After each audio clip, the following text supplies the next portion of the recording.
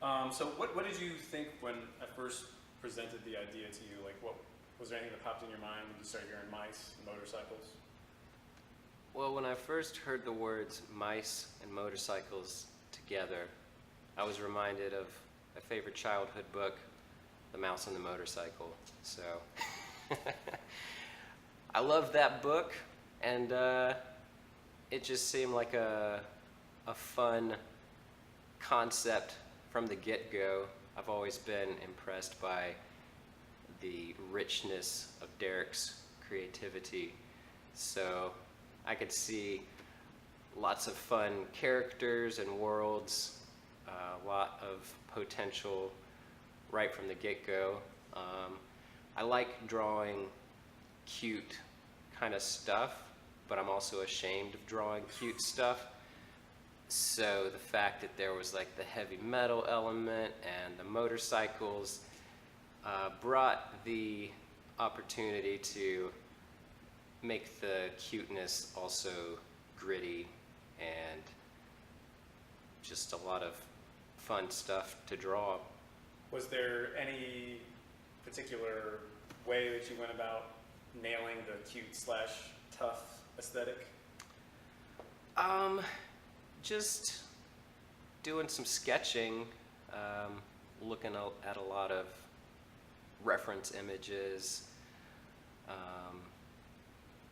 you know, my usual approach, just digging into some inspiration and seeing what comes up. Were there any, you mentioned the mouse and the motorcycle, were there any other influences in the way you drew your mouse, or do you feel like you kind of took your own direction with it? Trying to think. There's just so much good inspiration out there on the web now. It's kind of hard to, you know, point out like a big, obvious influence. I remember you mentioned The Secret of NIM. Was that play into it at all, or was that more like just a cool mouse thing that you were aware of?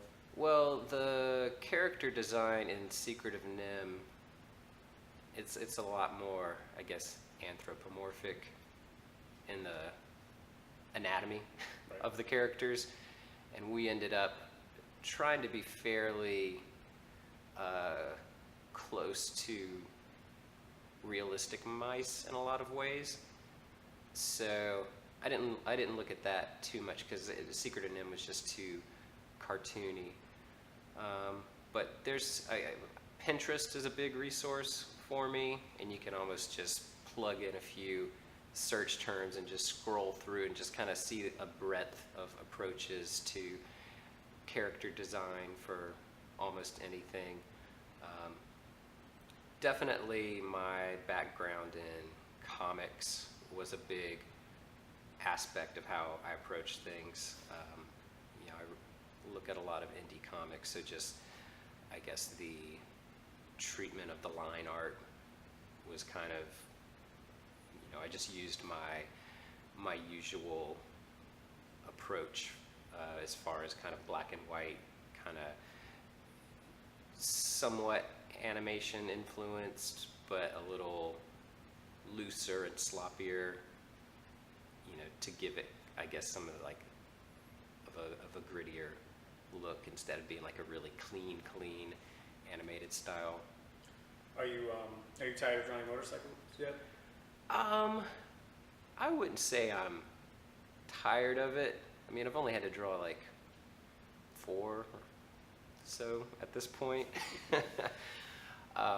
That's a definite challenge because you have to think of ways to not drive yourself crazy with all of the little intricate engine parts. You kind of have to simplify that and come up with a visual language that like conveys enough information about the pieces of a motorcycle so that it looks believable and cool still without, you know, just, you know, taking too many shortcuts and making it kind of a nonsense drawing that's not appropriately referenced.